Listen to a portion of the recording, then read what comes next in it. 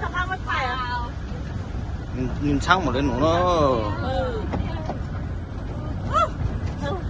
You keep moving, you just this whole rhyming. Đâu mất trả hả? I don't care. Đâu mất trả hả? I need help. Có chị. Chạy cô đi.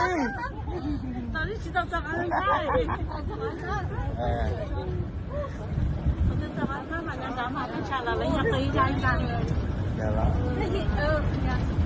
예. 아, 뭐 무슨 해?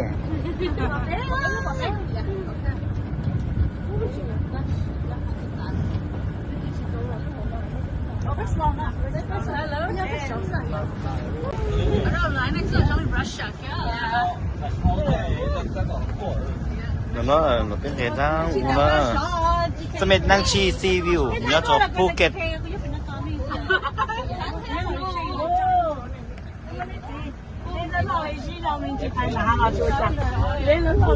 오, tôi nói thế, chỉ một liếc gặp lông vì ta mang tay rồi, cái tàu rồi. nếu một số này chỉ đi chơi đi nào ha, để踩到的。呢個就呢，你哋嗌嚟嚟呢，但係媽媽chẳng có thực hiện gì, có chỉ là chặt cú chặt lợn đi nè, nhà sầu tao không có.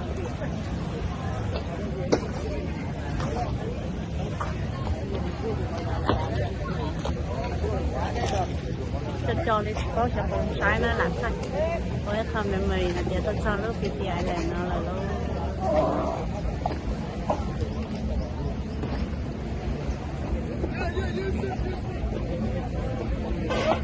cho đi cho mình để thay con này mì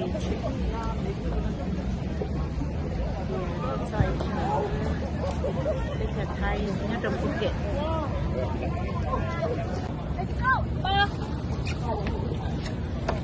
ê mới lúc à này trong câu trao nó nhớ tí à tới bài tí cho lấy gì đấy à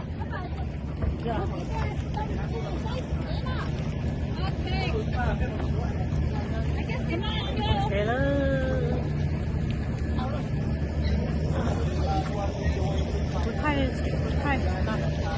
thay bắt chuột để nó thay nó bắt chuột thay có cái mũ vị cho ta sáng đẹp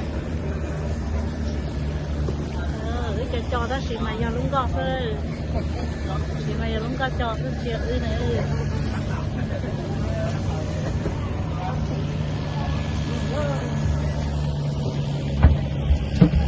đây đó bây giờ muốn cái chuyện chó luôn ai làm bây giờ muốn chuyện này luôn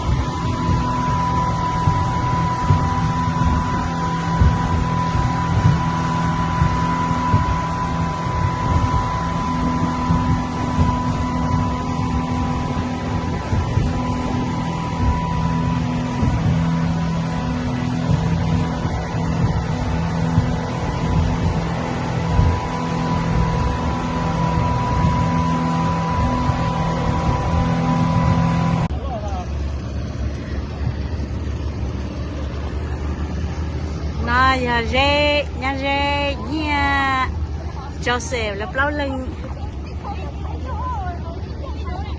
lớn nhà nó có đi thêm đấy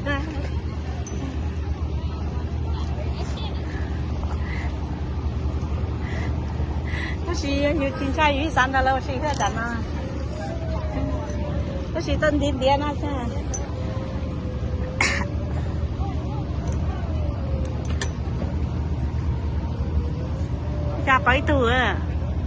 bấy tu một cá à bấy tu cá à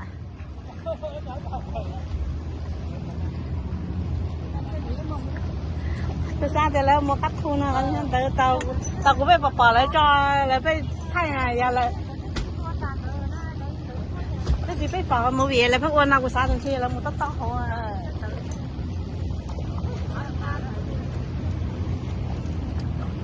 我家头就洗老了。我到人家这样交给弄好一个，弄好个那个菜头。嗯。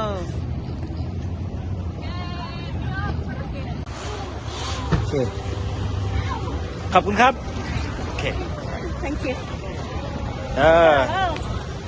โอเคโอเค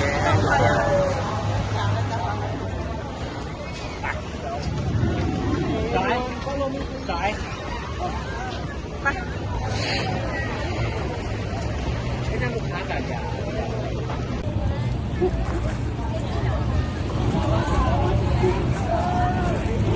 这个เป็นGo back. Go back.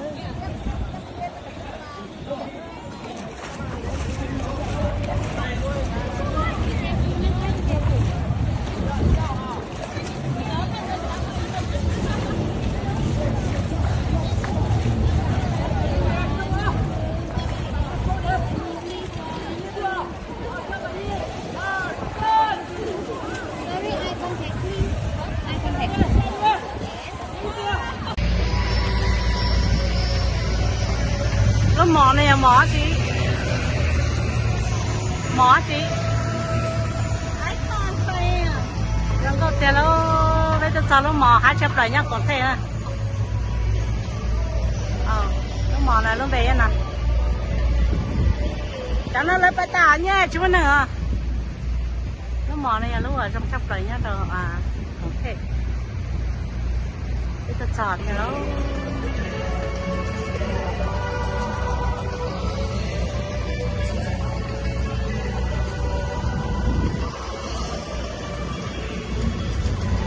mọi hai cái linh cổ liền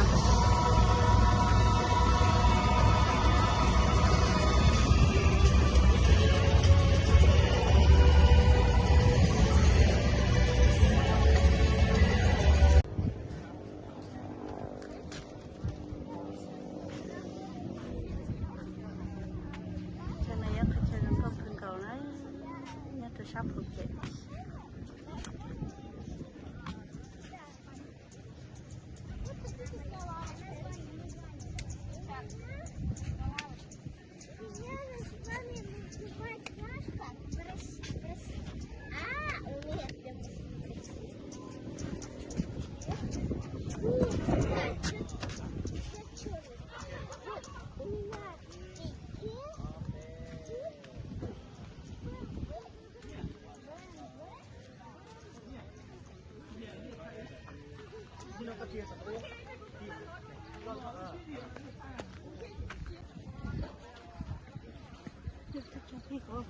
Bà hết bà.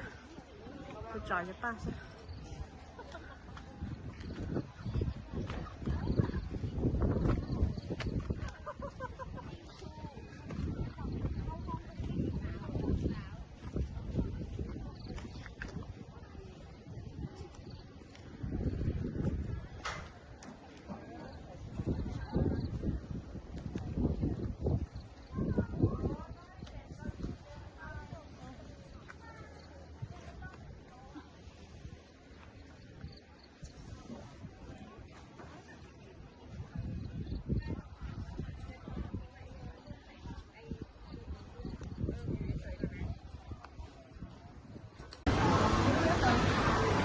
Cái mỏ.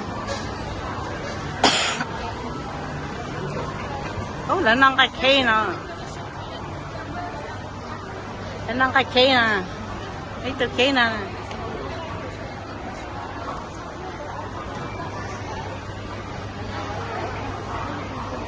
Các tiểu lớn mỏ này, lớn mỏ làm có sao?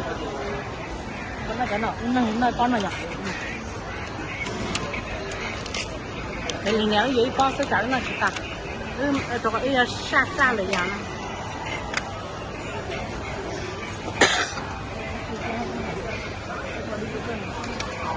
đi coi xa,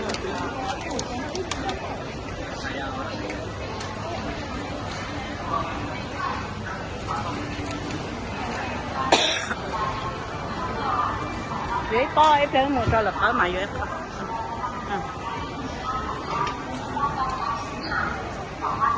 Còn nó mà là cát thì kia lên luôn.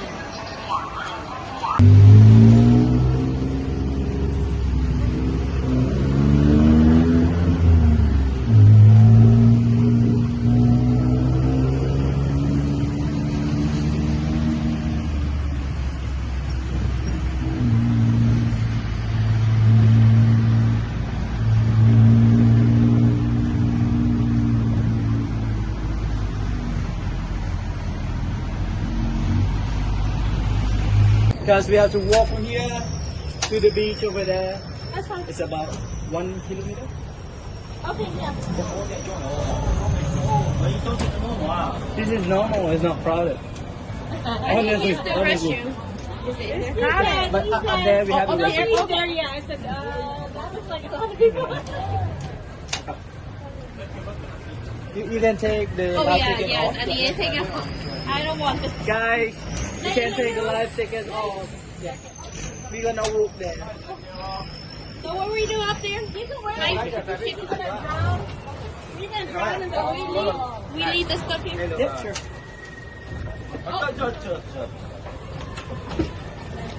We leave our stuff here. Yeah, you can leave it. Okay.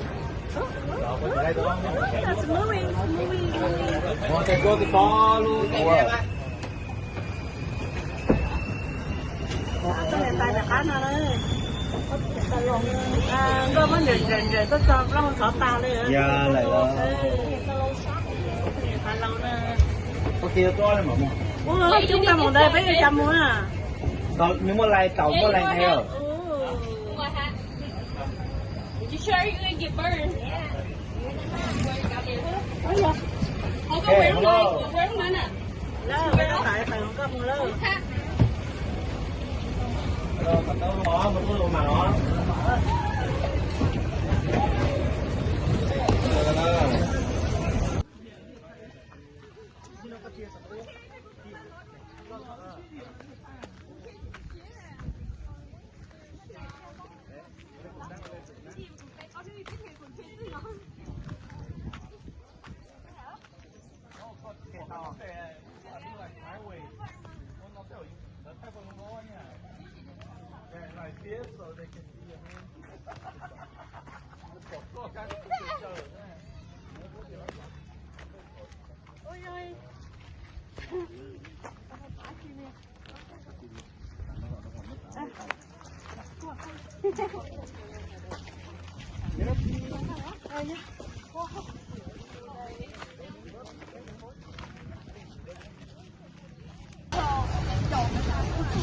Sao nào, tôi cho thái tế một xíu. I think my muscle is start stretching. I think my muscle. Chỉ là chọn một nào làm tay cho. It's always like that first one.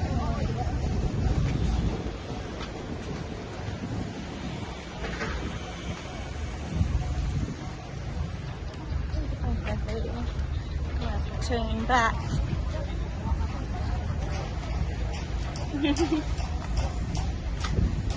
Cháu chỉ tao lấy liền. Tôi chỉ lấy cây thì cả liền. Cháu chỉ lấyเลย. When you're there, yeah.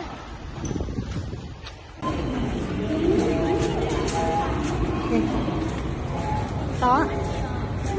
Đây là món nào cắp phủ tâm. Tôi sao thái ở bên nào. Sao thái ở đây kia luôn.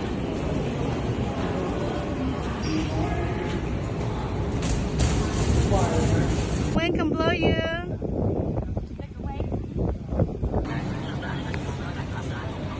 Look at me following all these ducklings out through this night market.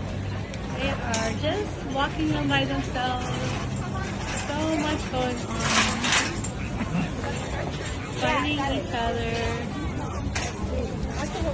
Oh, look at all the clothes. Áo đẹp là gì đi rồi.